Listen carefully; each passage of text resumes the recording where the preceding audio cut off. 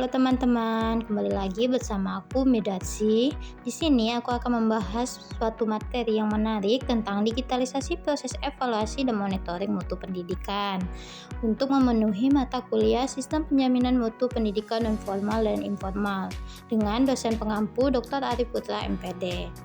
Baiklah, langsung saja, yaitu dalam implementasi sistem penjaminan mutu pendidikan harus mengikuti siklus kegiatan sesuai dengan komponen masing-masing, di mana siklus sistem penjaminan mutu internal terdiri atas yang pertama pemetaan mutu pendidikan yang dilaksanakan oleh satuan pendidikan berdasarkan standar nasional pendidikan, kedua pembuatan rencana peningkatan mutu yang dituangkan dalam rencana kerja sekolah, ketiga pelaksanaan pemenuhan mutu baik dalam pengelolaan satuan pendidikan maupun proses. Selanjutnya, pengertian evaluasi dan monitoring mutu pendidikan. Evaluasi dan monitoring mutu pendidikan merupakan dua komponen penting dalam sistem penjaminan mutu pendidikan. Evaluasi adalah proses sistematis dalam mengumpulkan dan menganalisis data untuk menilai efektivitas suatu program, menentukan kontribusi program terhadap tujuan yang ingin dicapai, serta memberikan rekomendasi untuk perbaikan atau pengembangan program. Sementara itu, monitoring adalah kegiatan berkelanjutan yang bertujuan untuk memantau pelaksanaan program, mengidentifikasi kendala dan memberikan umpan balik untuk memastikan program berjalan dengan lancar. Dalam konteks pendidikan, siklus penjaminan mutu internal meliputi pemetaan mutu, perencanaan peningkatan mutu, pelaksanaan, monitoring, evaluasi, dan penetapan standar baru berdasarkan hasil evaluasi. Kemajuan teknologi informasi dan komunikasi telah memberikan dampak positif dalam meningkatkan mutu pendidikan, terutama selama pandemi COVID-19, di mana digitalisasi menjadi kebutuhan mendesak. Digitalisasi memungkinkan pengumpulan data yang lebih akurat dan real-time, sehingga evaluasi dan pengendalian mutu dapat dilakukan lebih cepat dan efisien. Integrasi antara kebijakan pendidikan dan teknologi digital diharapkan dapat menjaga dan meningkatkan standar mutu pendidikan secara berkelanjutan. Selanjutnya, tujuan monitoring dan evaluasi. Tujuan monitoring dan evaluasi dalam suatu program atau organisasi adalah untuk yang pertama, menilai sejauh mana program mencapai tujuan dan dampak yang diharapkan. Kedua, meningkatkan transparansi dan akuntabilitas dalam pelaksanaan program. Ketiga, memberikan dasar informasi yang jelas untuk pengambilan keputusan dan pengembangan program di masa depan. Terakhir, yaitu meningkatkan perencanaan program berdasarkan pembelajaran dari pengalaman implementasi. Selanjutnya, monitoring berfungsi untuk memberikan umpan balik mengenai kebutuhan program seperti biaya, waktu, tenaga, dan alat. Sementara evaluasi bertujuan untuk memperoleh informasi sebagai bahan pertimbangan dalam pengambilan keputusan terkait perencanaan, pelaksanaan, dan hasil program. Baiklah, selanjutnya prinsip evaluasi dan monitoring, di mana prinsip evaluasi dan pemantauan yang dijelaskan oleh Swarga tahun 2019 mencakup sejumlah hal penting yang harus diperhatikan untuk mencapai evaluasi yang efektif dalam pendidikan. Yang pertama, ada kesinambungan, di mana asas kesinambungan merupakan asas yang penting dan harus diperhatikan dalam evaluasi. Selanjutnya, prinsip komprehensif, disebut juga prinsip menyeluruh, artinya melakukan evaluasi tidak hanya menilai kinerja guru tetapi juga seluruh bagian sekolah, sehingga diperoleh informasi yang lengkap tentang kondisi sekolah. Selanjutnya yaitu objektivitas, di mana asas yang tidak mencampur unsur pribadi dalam pelaksanaan penilaian.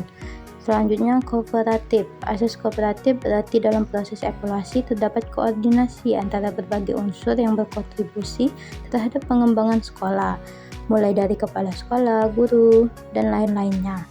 Selanjutnya, mendidik, di mana asas pendidikan mengandung makna bahwa evaluasi ini dapat mempengaruhi perkembangan pribadi. Hasil evaluasi digunakan sebagai dasar pemberian motivasi pengembangan suatu program, seperti kegiatan evaluasi pembelajaran yang juga harus ditujukan untuk memberikan motivasi kepada peserta didik agar dapat meningkatkan prestasi belajarnya. Selanjutnya yaitu akuntabilitas, di mana merupakan prinsip penting dalam praktik monitoring dan evaluasi, karena akuntabilitas memastikan bahwa manajer dan pelaksana program bertanggung jawab atas tindakan dan keputusan mereka. Selanjutnya yaitu praktis. Asas evaluasi bersifat praktis, di mana kegiatan evaluasi harus menghemat anggaran, waktu, dan tenaga.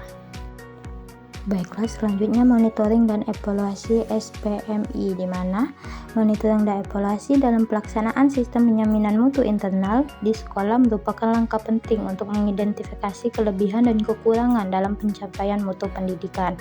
Proses ini melibatkan tim pelaksana dan pengembangan mutu. Monitoring dan evaluasi memiliki peran krusial dalam peningkatan mutu sekolah. Mutu pendidikan melibatkan berbagai aspek termasuk input, proses, dan output. Peningkatan mutu dapat dicapai melalui lingkungan belajar yang mendukung, partisipasi aktif semua pemangku kepentingan, dan pengelolaan yang bertanggung jawab. Evaluasi yang mencakup standar nasional pendidikan membantu menilai kualitas sekolah dan lulusannya.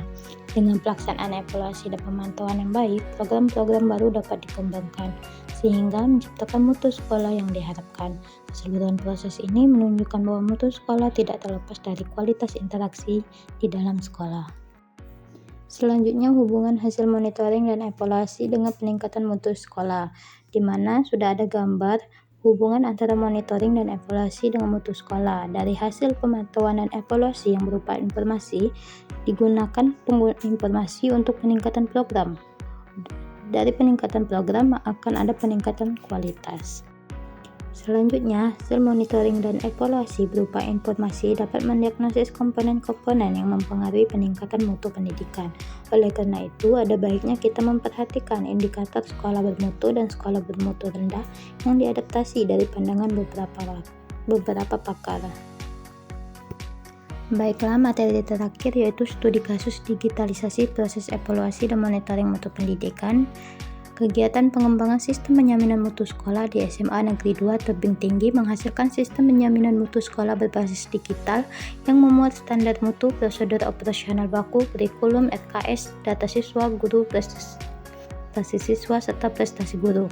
Dengan adanya aplikasi ini, sekolah dapat menginventaris data terkait rapor sekolah. Hal ini diperlukan sebagai pencatatan rekam jejak dan branding sekolah, sehingga SMA Negeri 2 Tebing Tinggi dapat mencapai visi dan misi sekolah, yaitu bertakwa, berprestasi, berbudaya yang berwawasan lingkungan.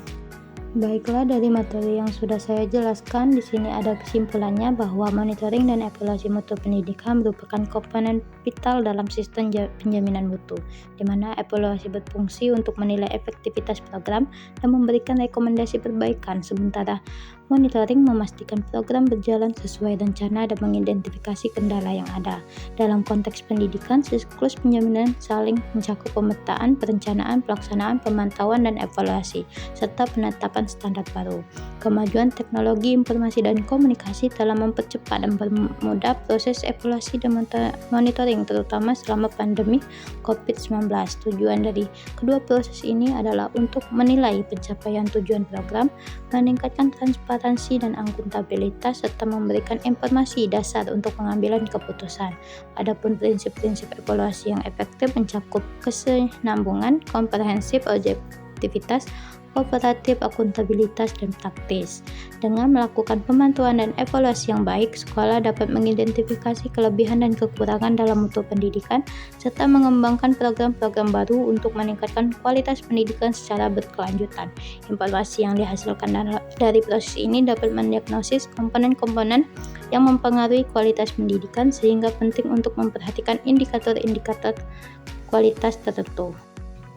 Baiklah, mungkin itu saja video pembelajaran kita kali ini. Semoga apa yang telah saya sampaikan dapat bermanfaat bagi para pendengar. Saya akhiri dan sampai jumpa di video selanjutnya. Bye-bye.